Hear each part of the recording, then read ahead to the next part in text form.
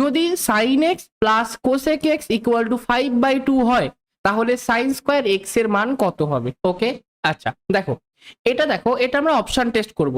এখানে sine square x আছে, sine square x এর ভ্যালু এই চারটের মধ্যে যে কোনো একটা হবে। তার মানে সাইন এক্স এর ভ্যালু কি, এই যে চারটে অপশন আছে তাদের যদি আমি রুট ওভার করে দিই তাহলে আমি সাইন এক্স এর ভ্যালু পেয়ে যাব। অপশন টেস্ট কি করে আমরা করব বলছি, ধরো সাইন স্কোয়ার এক্স এর ভ্যালু 0, সাইন স্কোয়ার এক্স এর ভ্যালু যদি আমি 0 ধরি তাহলে এখান থেকে কি সাইন এক্স এর ভ্যালু আমাদের 0 হবে। যদি আমি সাইনের জায়গায় এখানে 0 বসাই প্লাস কোসেক এক্স মানে কি 1/0, এটা যোগ করলে কোনোদিনও কি 5/2 আসতে পারে না, তাহলে 0 অপশনটা হবে না। চলো নেক্সট অপশনটা 1/4 আছে, সাইন স্কোয়ার এক্স এর ভ্যালু যদি 1/4 হয় তাহলে সাইন এক্স এর ভ্যালু কত হবে, √1/4 মানে হাফ।